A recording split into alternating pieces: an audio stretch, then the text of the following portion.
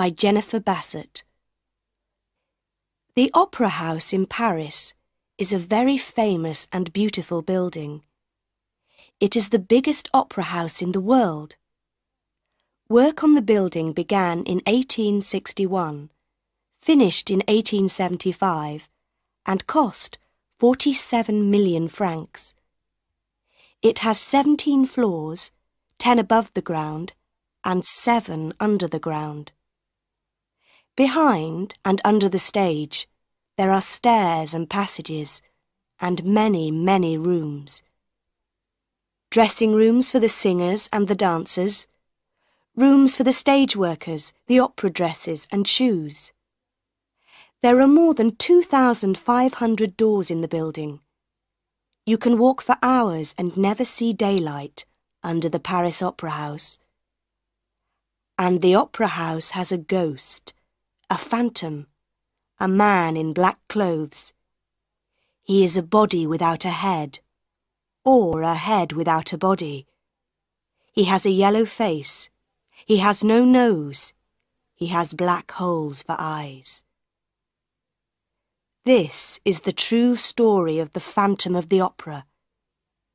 It begins one day in 1880 in the dancers' dressing room.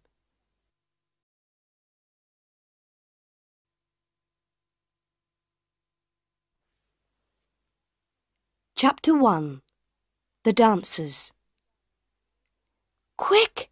Quick! Close the door! It's him! Annie Sorelli ran into the dressing room, her face white. One of the girls ran and closed the door, and then they all turned to Annie Sorelli. Who? Where? What's the matter? They cried. It's the ghost, Annie said. In the passage. I saw him. He came through the wall in front of me, and I saw his face. Most of the girls were afraid, but one of them, a tall girl with black hair, laughed. Pooh, she said. Everybody says they see the opera ghost, but there isn't really a ghost. You saw a shadow on the wall. But she did not open the door or look into the passage. Lots of people see him, a second girl said.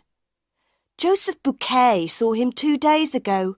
Don't you remember? Then all the girls began to talk at once.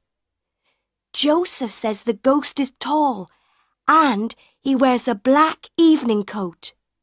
He has the head of a dead man with a yellow face and no nose, and no eyes, only black holes.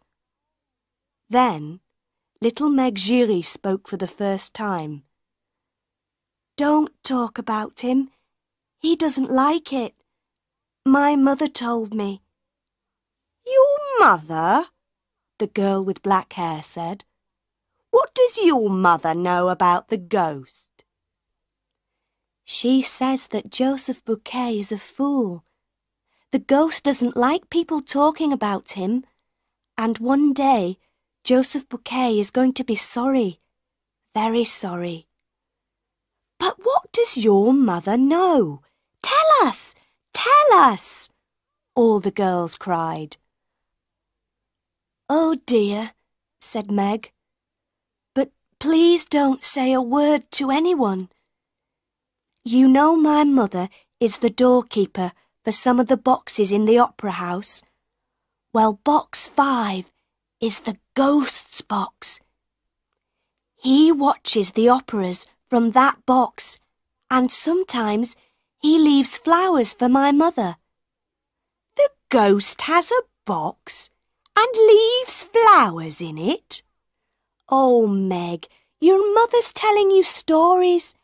How can the ghost have a box? It's true.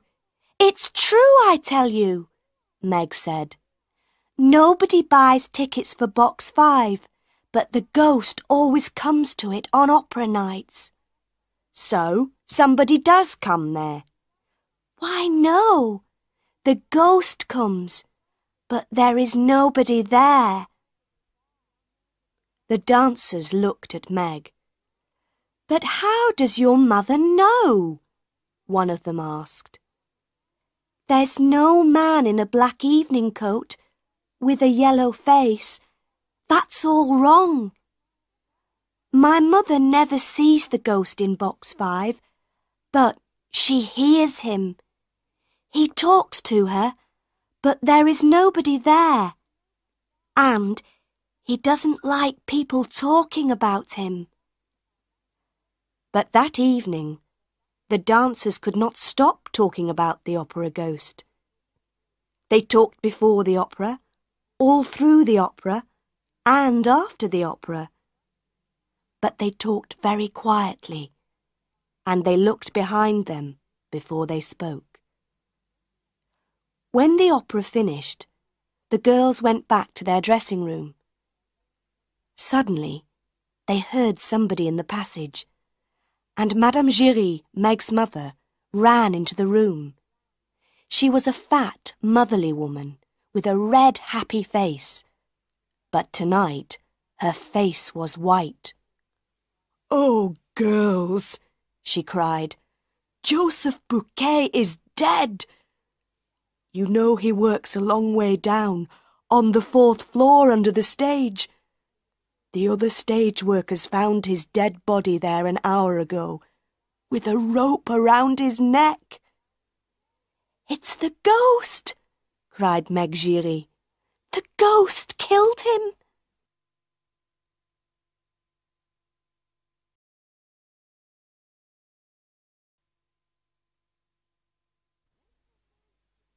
Chapter 2. The Directors of the Opera House.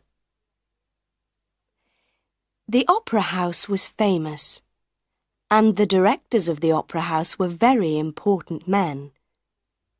It was the first week of work for the 2 new directors, Monsieur Armand Moncharmin and Monsieur Firmin Richard. In the director's office the next day, the 2 men talked about Joseph Bouquet. "It was an accident," Monsieur Armand said angrily, "or Bouquet killed himself." "An accident? Killed himself?" Monsieur Firmin said. "Which story do you want, my friend? Or do you want the story of the ghost?"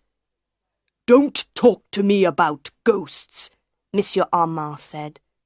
"We have 1,500 people working for us in this opera house, and everybody is talking about the ghost. They are all mad. I don't want to hear about the ghost, okay?" Monsieur Firmin looked at a letter on the table next to him. "And what are we going to do about this letter, Armand?" "Do?" cried Monsieur Armand. "Why, do nothing, of course. What can we do?" The 2 men read the letter again. It wasn't very long. To the new directors. Because you are new in the opera house, I am writing to tell you some important things. Never sell tickets for box 5. That is my box for every opera night. Madame Giry, the doorkeeper, knows all about it. Also, I need money for my work in the opera house. I am not expensive, and I am happy to take only 20,000 francs a month. That is all. But please remember, I can be a good friend, but a bad enemy. O.G. Don't sell tickets for box 5. 20,000 francs a month. Monsieur Armand was very angry again. That's the best box in the opera house, and we need the money, Firmin. And who is this O.G., eh? Tell me that. Opera ghost, of course, Monsieur Firmin said. But you're right, Armand. We can do nothing about this letter. It's a joke, a bad joke. Somebody thinks we are fools because we are new here. There are no ghosts in the opera house. The two men then talked about the opera for that night. It was Faust, and usually La Carlotta sang Margarita. La Carlotta was Spanish and the best singer in Paris. But today, La Carlotta was ill.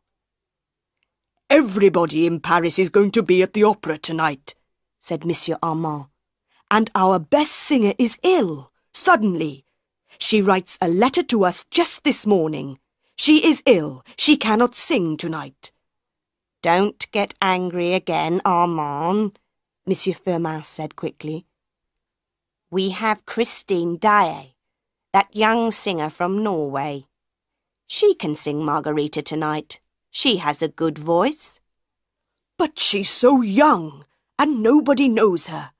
Nobody wants to listen to a new singer." "Wait and see.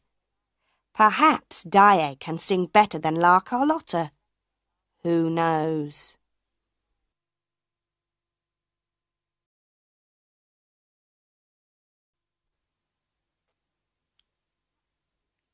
Chapter 3. Christine Daae. Monsieur Firmin was right. All Paris talked about the new Margarita in Faust, the girl with the beautiful voice, the girl with the voice of an angel. People loved her. They laughed and cried and called for more. Daae was wonderful, the best singer in the world. Behind the stage, Meg Giry looked at Annie Sorelli. "Christine Daae never sang like that before," she said to Annie. "Why was she so good tonight?" "Perhaps she's got a new music teacher," Annie said. The noise in the opera house went on for a long time. In box 14, Philippe, the Comte de Chagny, turned to his younger brother and smiled. "Well, Raoul, what did you think of Daae tonight?" Raoul, the Vicomte de Chagny, was 21 years old. He had blue eyes and black hair, and a wonderful smile. The Chagny family was old and rich, and many girls in Paris were in love with the young Vicomte. But Raoul was not interested in them. He smiled back at his brother. "What can I say? Christine is an angel, that's all. I'm going to her dressing room to see her tonight." Philippe laughed. He was 20 years older than Raoul and was more like a father than a brother. "Ah, I understand," he said. "You are in love. But this is your first night in Paris, your first visit to the opera. How do you know Christine Daae?" "You remember 4 years ago, when I was on holiday by the sea in Brittany?" Raoul said. "Well, I met Christine there. I was in love with her then, and I'm still in love with her today." The Comte de Chagny looked at his brother. I see," he said slowly. "Well, Raoul, remember she is only an opera singer. We know nothing about her family." But Raoul did not listen. To him, good families were not important, and young men never listened to their older brothers. There were many people in Christine Daae's dressing room that night. But there was a doctor with Christine, and her beautiful face looked white and ill. Raoul went quickly across the room and took her hand. "Christine, what's the matter? Are you ill?" He went down on the floor by her chair. "Don't you remember me? Raoul de Chagny, in Brittany." Christine looked at him, and her blue eyes were afraid. She took her hand away.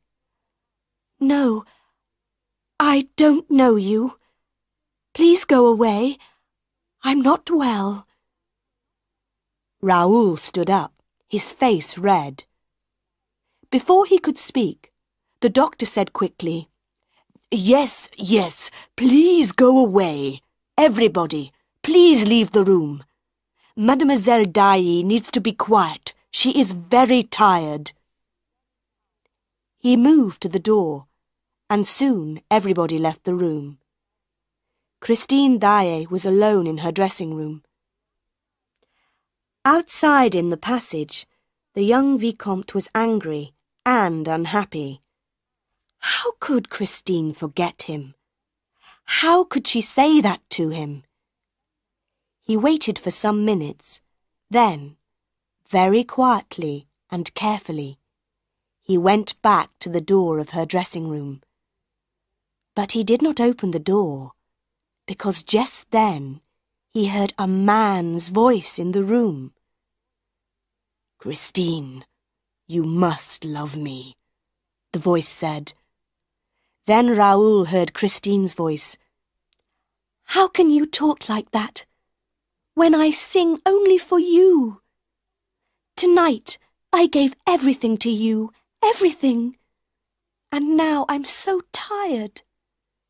Her voice was unhappy and afraid. You sang like an angel, the man's voice said. Raoul walked away. So, that was the answer. Christine Daae had a lover. But why was her voice so unhappy? He waited in the shadows near her room. He wanted to see her lover, his enemy. After about 10 minutes, Christine came out of her room, alone, and walked away down the passage. Raoul waited, but no man came out after her. There was nobody in the passage, so Raoul went quickly up to the door of the dressing room, opened it, and went in. He closed the door quietly behind him, then called out, Where are you? I know you're in here. Come out. There was no answer. Raoul looked everywhere, under the chairs, behind all the clothes, in all the dark corners of the room. There was nobody there.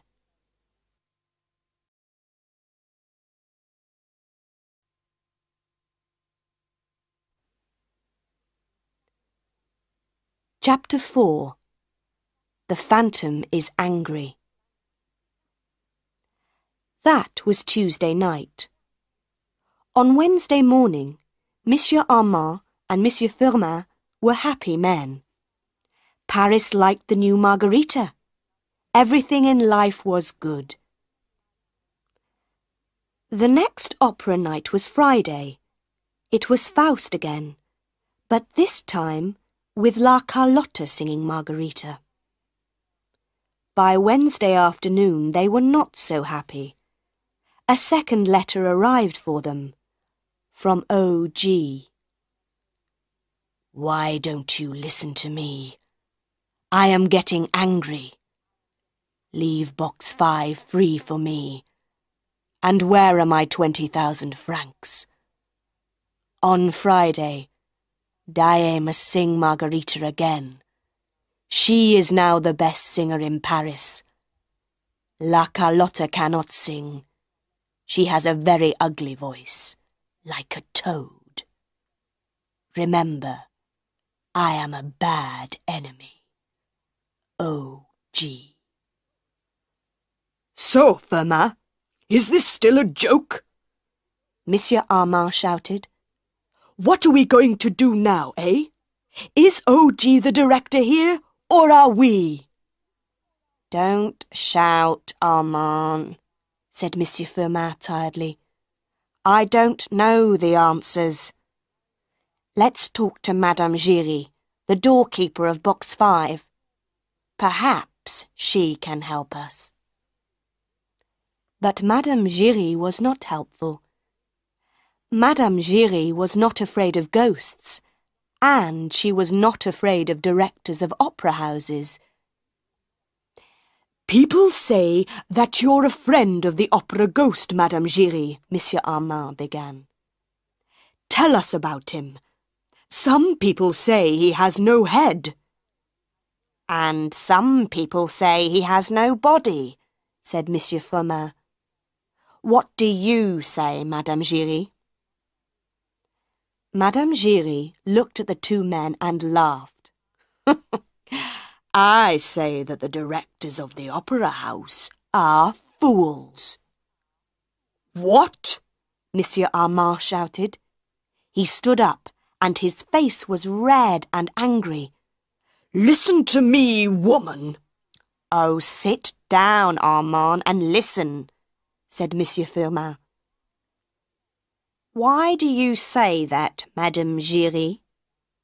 Because, monsieur, the opera ghost is angry with you. When the ghost wants something, he must have it. He is clever and dangerous, this ghost. The old directors before you, they knew that, oh yes. At first they tried to stop him. Then there were many accidents in the opera house, many strange accidents. And when did these accidents happen? When the ghost was angry. So, the old directors learnt very quickly. The ghost wants box 5. He can have it every night. The ghost wants money. Let's give the money to him at once. Oh yes, the old directors understood very well. But we are the directors, not the opera ghost, Monsieur Armand shouted. He turned to Monsieur Firmin. This woman is mad. Why do we listen to her? On Friday night, La Carlotta is going to sing Margarita. And you and I, Firmin, are going to watch the opera from box 5. Well, we can try that, Armand, but we don't want any accidents. Madame Giry came nearer to the two men. Listen to me, she said quietly. Remember Joseph Bouquet? I tell you, the opera ghost is a good friend, but a bad enemy. The two men stared at her. Those words, Monsieur Firmin said slowly.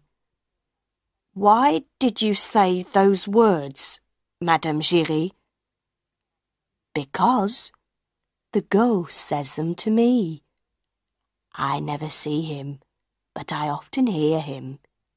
He has a very nice voice, and he doesn't shout at people.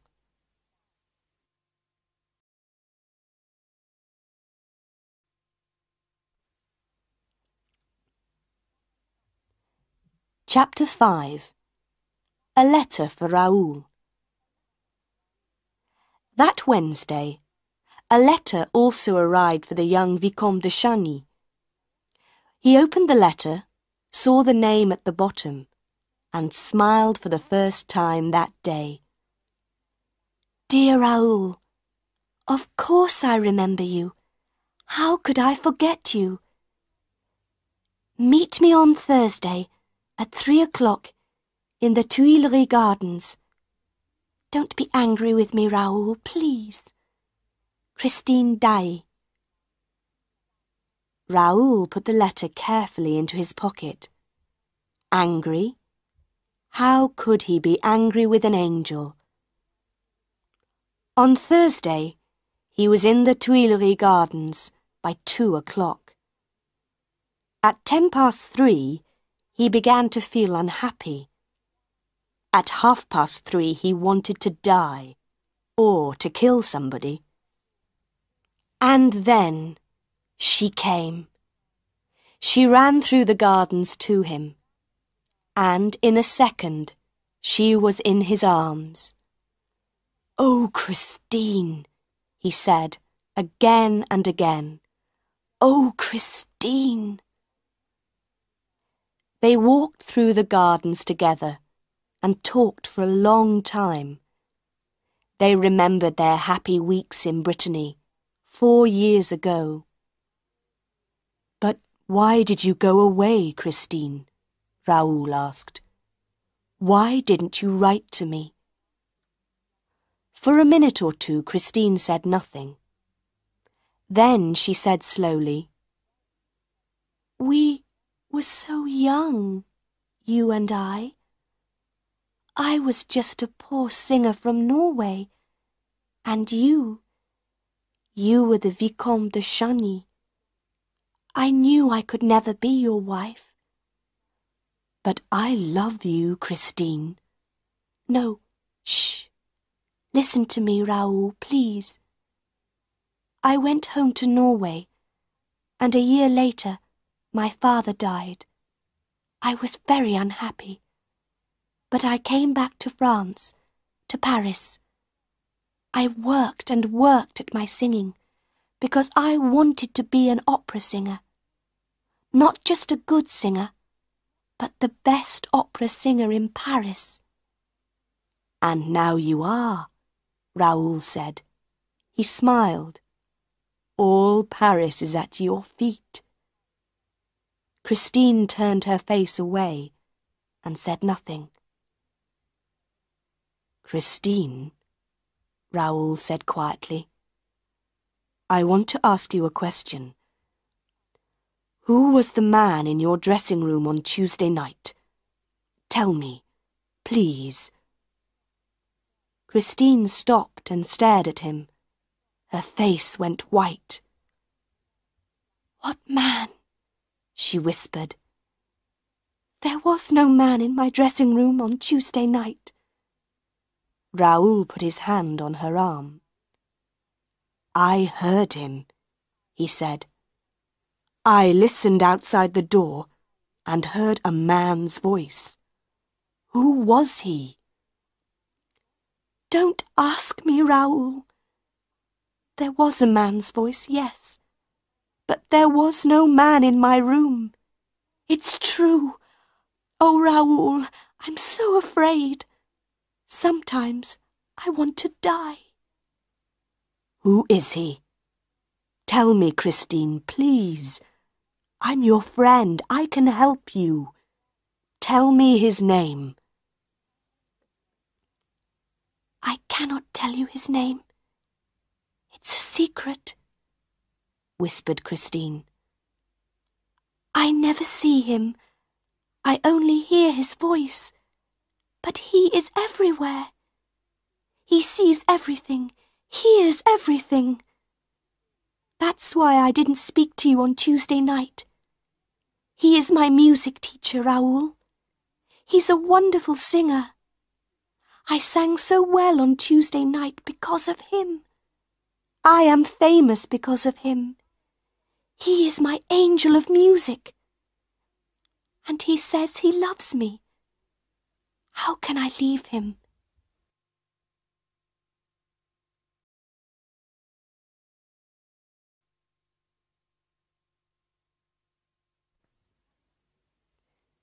Chapter 6.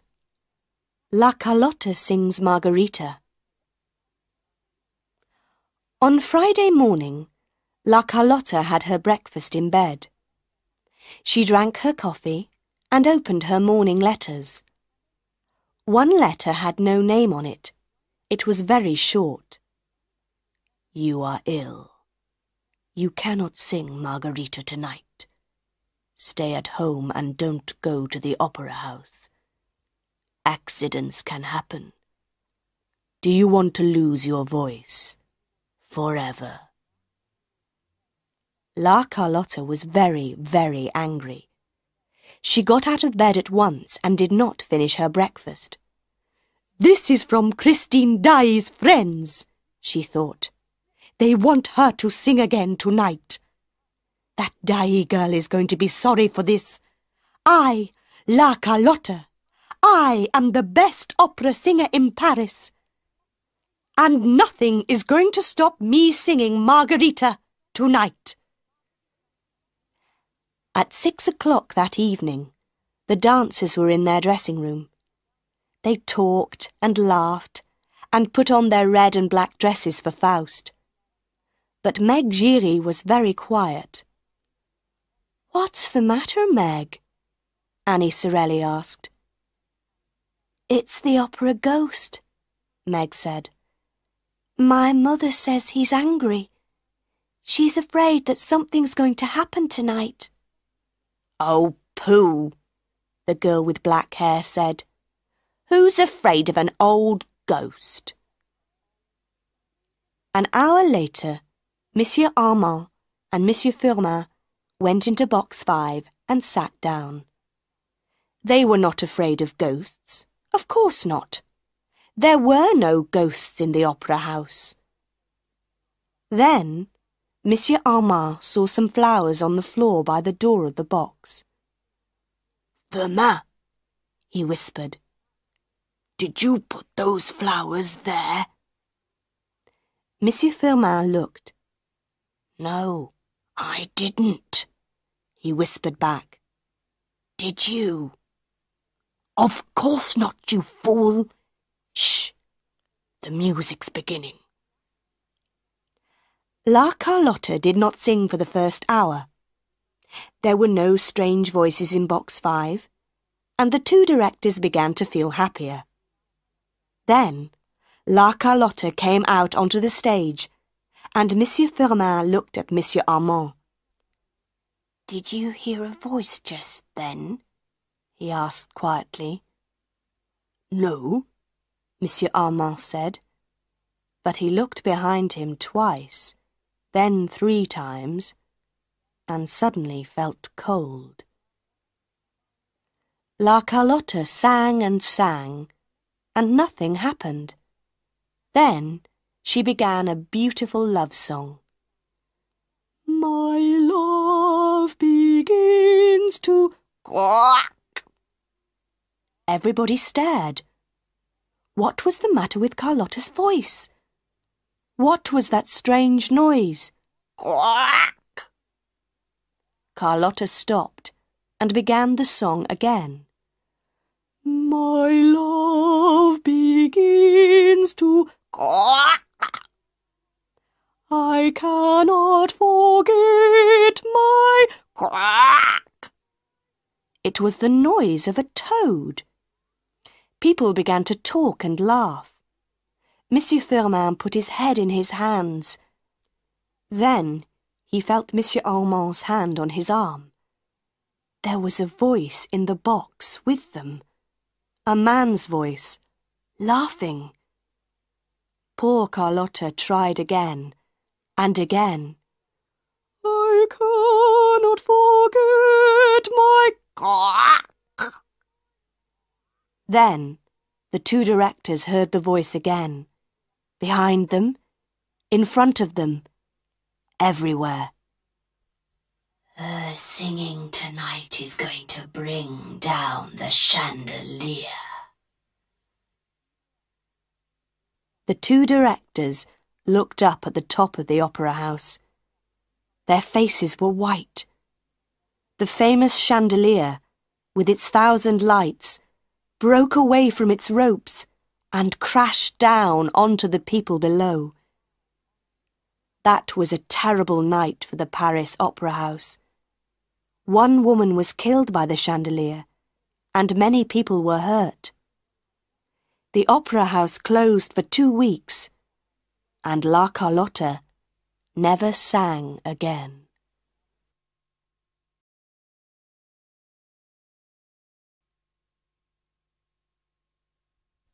Chapter 7. My Angel of Music. For a week, Raoul saw Christine every day. Some days, Christine was quiet and unhappy. Some days she laughed and sang. She never wanted to talk about the opera house, or her singing, or Raoul's love for her. Raoul was very afraid for her. Who, or what, was this strange teacher, this man's voice? her angel of music. Then, one day, there was no Christine.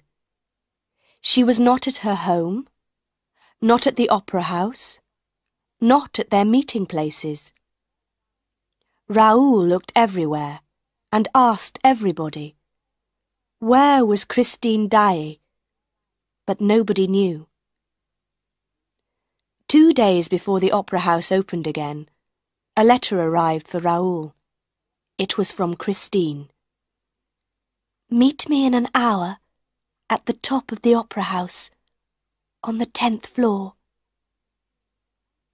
The 10th floor of the opera house was a dangerous place. There were hundreds of ropes going down to the stage below. It was a long, long way down. Raoul and Christine sat in a dark corner, and Raoul took Christine's hands. Her face was white and tired. Listen, Raoul, she said quietly. I'm going to tell you everything, but this is our last meeting. I can never see you again. No, Christine, Raoul cried. I love you, and we... Shh! Quietly. Perhaps he can hear us. He's everywhere in the opera house, Raoul. Who? What are you talking about, Christine? My angel of music. I couldn't meet you last Saturday because he came for me and took me away. I was in my dressing room in the opera house, and suddenly he was there in front of me. I saw the voice for the first time. He wore black evening clothes and a mask over his face. He took me through many secret doors and passages, down, down under the opera house. There is a lake down there, a big lake. The waters are black and cold. He took me across the lake in a boat to his house. He lives there, Raoul, in a house on the lake, under the opera house. Raoul stared at her. Was his beautiful Christine mad? Christine saw his face and said quickly, It's true, Raoul, it's true.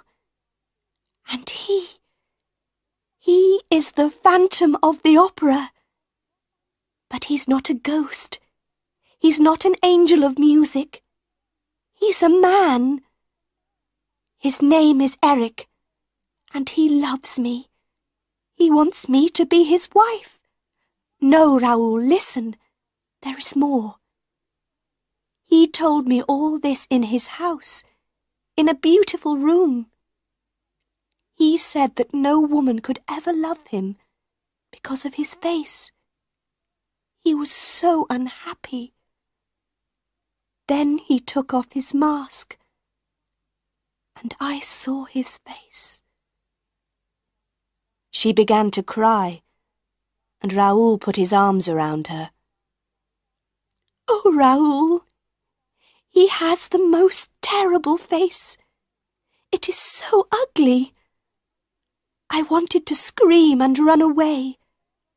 But where could I run to? He has the face of a dead man, Raoul, but he is not dead. He has no nose, just 2 black holes in his yellow face. And his eyes. Sometimes they are black holes.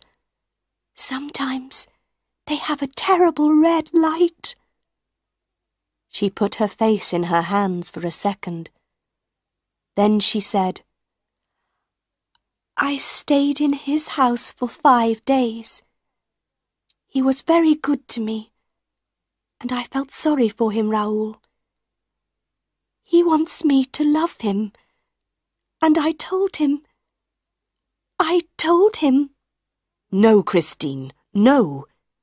You're going to be my wife, Come away with me at once, today. You can't go back to him. But I must, Christine said quietly. He knows about you, Raoul. He knows about us. He says he's going to kill you. I must go back to him. Never, said Raoul. I love you, Christine, and I'm going to kill this Eric. Eric, Eric, Eric, Eric. The word whispered round the opera house. Raoul and Christine stared. What was that? Raoul said, afraid. Was that his voice? Where did it come from? I'm afraid, Raoul, Christine whispered. I'm singing Margarita again on Saturday.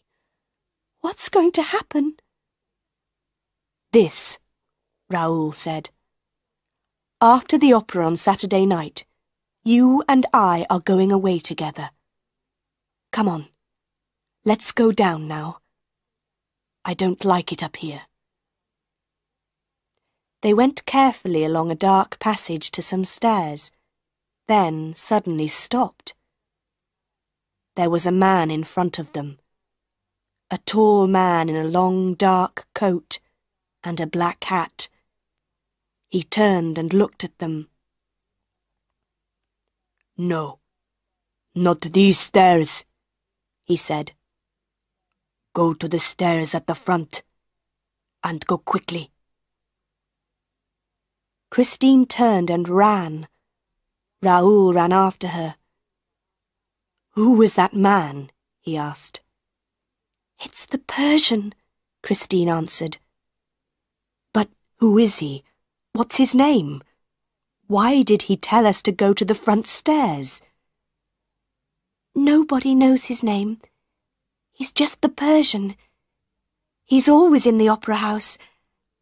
I think he knows about Eric, but he never talks about him. Perhaps he saw Eric on those stairs and wanted to help us. Hand in hand, they ran quickly down the stairs, through passages, then more stairs and more passages. At one of the little back doors to the opera house, they stopped. On Saturday night, then, after the opera, Raoul said, I'm going to take you away and marry you. Christine looked up into his face. Yes, Raoul. Then they kissed, there by the door of the opera house. Their first kiss.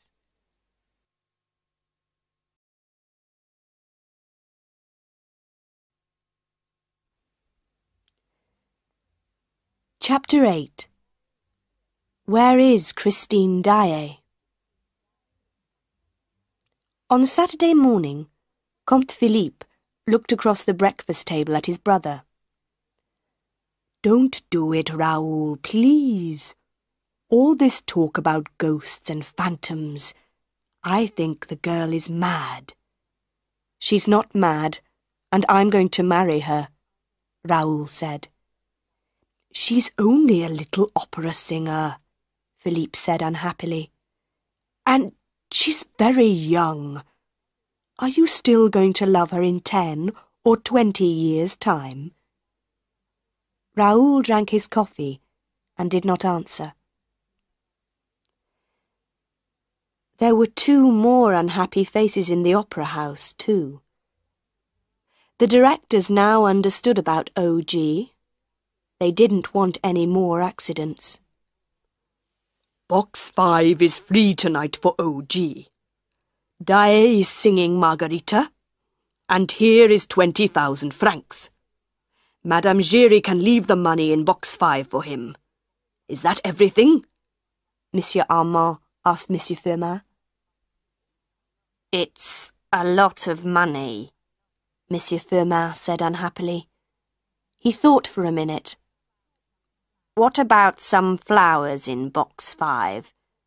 Madame Giry says that OG likes flowers. OG can bring his own flowers, shouted Monsieur Armand. The evening began well. The chandelier was now back in place with new ropes. All Paris was in the opera house. Everybody wanted to hear Christine Daae's voice again. People also knew about the love story between Christine Daae and the Vicomte de Chauny. There are no love secrets in Paris. People watched the Comte and the Vicomte in box 14 with interest. Young men from families like de Chauny do not marry opera singers. When Christine came onto the stage, her face was white and she looked afraid. But she sang like an angel. Ah, what a voice! All Paris was in love with Christine Daae. She began to sing the famous love song. Suddenly, every light in the opera house went out. For a second, nobody moved or spoke. Then a woman screamed, and all the lights came on again. But Christine Daae was no longer on the stage. She was not behind the stage. She was not under the stage. Nobody could find her. The opera house went mad. Everybody ran here and there, shouted and called. In the director's office, people ran in and out. The police came and asked questions, but nobody could answer the questions. Monsieur Armand got angry and shouted, and Monsieur Firmin told him to be quiet. Then, Madame Giry arrived in the office with her daughter Meg. "Go away, woman," Monsieur Armand shouted. "Monsieur, there are 3 people missing now," Madame Giry said. "Meg, tell the directors your story." This was Meg's story. When the lights went out, we were just behind the stage. We heard a scream. I think it was Christine Daae's voice. Then the lights came back on, but Christine wasn't there. We were very afraid, and we began to run back to our dressing room. There were people running everywhere. Then we saw the Vicomte de Chauny. His face was red and he was very angry. "Where's Christine? Where's Christine?" he shouted. Suddenly, the Persian came up behind him and took his arm. He said something to the Vicomte, and they went into Christine Daae's dressing room. "Yes, and then?" Monsieur Firmin said quickly. "What happened next?" "Nobody knows." Meg's face was white. "We looked into Christine Daae's dressing room, but there was nobody there."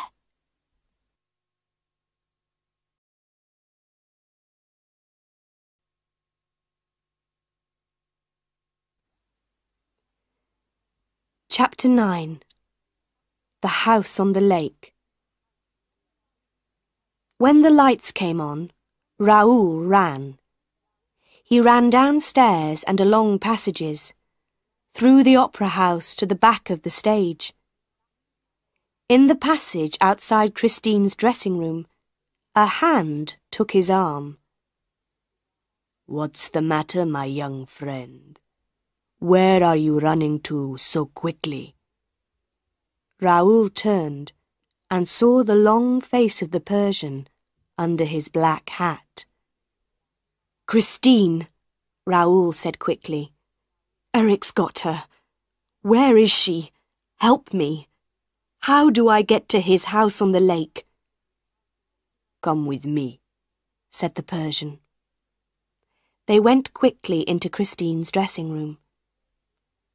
The Persian closed the door and went to the big mirror on one wall. "There's only one door into this room," Raoul began. Wait, the Persian said. He put his hands on the big mirror, first here, then there. For a minute, nothing happened. Then, the mirror began to move and turn, and a big dark hole opened in it. Raoul stared. Quick, come with me, but be careful, the Persian said. I know Eric. I understand his secrets. Put your right hand up near your head, like this, and keep it there all the time. But why? Raoul asked. Remember Joseph Bouquet and the rope around his neck? Eric is a clever man with ropes in the dark. They went down, down, down under the opera house. They went through secret doors in the floors, then along passages and down dark stairs. The Persian listened carefully all the time for strange noises. When do we get to the lake? Raoul whispered. We're not going by the lake. Eric watches it all the time. No, we go round the lake and get into Eric's house from the back. I know some secret doors. Soon they were there. In the dark, the Persian felt the wall carefully with his hands. Ah, here it is, he whispered. The wall moved under his hands, and a small door opened. Very quietly, they went through. And then the door closed behind them. They could not get out. Inside the room it was very dark. They waited and listened. The Persian put his hands on the wall. Oh no, he whispered. It was the wrong door. This is Eric's torture room, the room of mirrors. We are dead men, Vicomte de Chagny. Dead men. At first Raoul did not understand, but he soon learnt. The lights came on, and they heard a man's laugh. Eric knew they were there. The room was all mirrors, walls, floor, ceiling. There were pictures in the mirrors of trees and flowers and rivers. The pictures moved and danced in front of their eyes, and the room was hot. It got hotter and hotter and hotter. Raoul was thirsty, hot and thirsty, and the rivers in the pictures danced and laughed at him. He closed his eyes, but the rivers still danced. Water. He needed water. But the mirrors laughed at him. Soon, he could not move or speak, or open his eyes. He was not thirsty now, just tired, so tired. Oh, Christine, I'm sorry, he thought. I wanted to help you, and now I'm dying. Through a mirror in the wall, Christine watched her lover in the torture room. Behind her Eric stood, with his hands on her arms. He's dying, Christine, dying. Watch him carefully. No, don't close your eyes. Watch him. Christine could not speak. She wanted to scream, but no words came. Then she found her voice again. How can you do this, Eric? Why don't you kill me? Because I love you, Christine. Marry me. Be my wife and love me. Then Raoul and the Persian can live. Slowly, Christine turned. She looked into Eric's terrible, ugly face and spoke again, very quietly. Yes, Eric. From this minute, I am your wife. She put her arms around Eric's neck and kissed him slowly and lovingly on his ugly mouth. Then she took her arms away and said slowly, "Poor, unhappy Eric." Eric stared at her. "You kissed me," he whispered. "I didn't ask you, but you kissed me. Freely. Oh, Christine, my angel. That was my first kiss from a woman. Even my mother never kissed me. She gave me my first mask when I was 2 years old. She turned her face away from me every time I came near her." Eric put his ugly face in his hands and cried. Then he went down on the floor at Christine's feet. "You are free, Christine, free. Go away and marry your Raoul and be happy. But remember Eric sometimes. Go now, quickly. Take Raoul and the Persian and go."